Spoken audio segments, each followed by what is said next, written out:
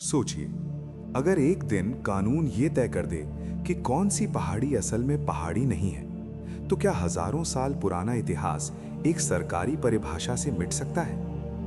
आज लगभग पूरे उत्तर भारत में लोग सड़कों पर हैं, नारे गूंज रहे हैं और गुस्सा साफ दिखाई दे रहा है, क्योंकि सुप्रीम कोर्ट में अरावली पहाड़ियों की परिभाषा बदल दी गई है।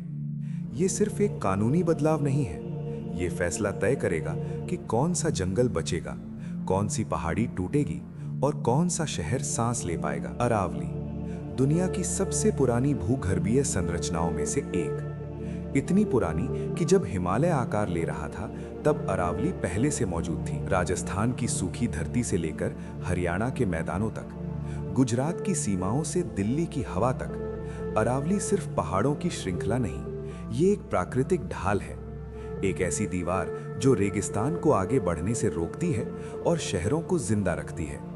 लेकिन अब इस ढाल की परिभाषा बदल दी गई है।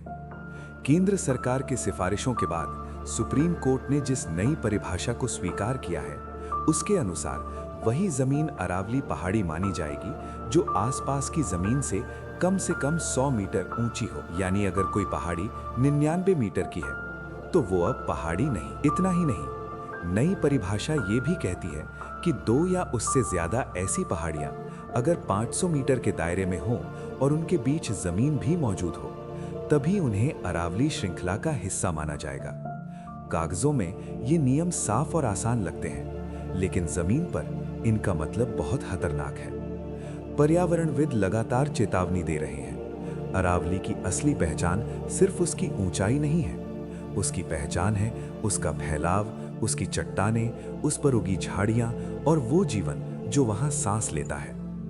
अरावली में हजारों ऐसी पहाड़ियां मौजूद हैं जो 100 मीटर से छोटी हैं, दूर से साधारण दिखती हैं, झाड़ियों से ढकी हुई हैं, लेकिन वही पहाड़ियां बारिश के पानी को रोकती हैं, भूजल को जमीन में समेटती हैं और रेत के तूफानों को दिल्ली तक पहुंचने से पहले थाम लेती हैं।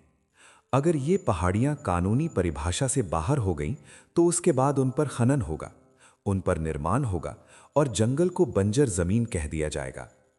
इतिहास गवाह है, जहां खनन बढ़ा वहां पानी घटा, जहां जंगल कटा वहां गर्मी बढ़ी और जहां अरावली टूटी वहां रेगिस्तान एक कदम और आगे बढ़ा। यही वजह है कि आज विरोध हो रहा है। दिल्ली से लेकर राजस्थान तक पर्यावरणविद, स्थानीय लोग और जानकार एक ही सवाल पूछ रहे हैं, क्या हजारों साल पुरानी भूगर्भीय संरचना को मीटर और फीट में नापा जा सकता है? क्या अरावली सिर्फ ऊंचाई का नाम है या फिर एक पूरी पारिस्थितिकी? ये बहस सिर्फ अदालत तक सीमित नहीं है, ये बहस हमारे आने वाले कल की है। क्योंकि अगर आज अरावली की परिभाषा बदली गई तो कल नक्शे बदलेंगे, परसों मौसम बदलेगा और उसके बाद जिंदगी। क्योंकि सवाल ये नहीं है कि अरावली कितनी ऊंची है, सवाल ये है कि आने वाली पीढ़ियां उसे अपनी आंखों से देख पाएंगी या सिर्फ किताबों में पढ़ेंगी कि कभी यहाँ भारत की सबसे पुरानी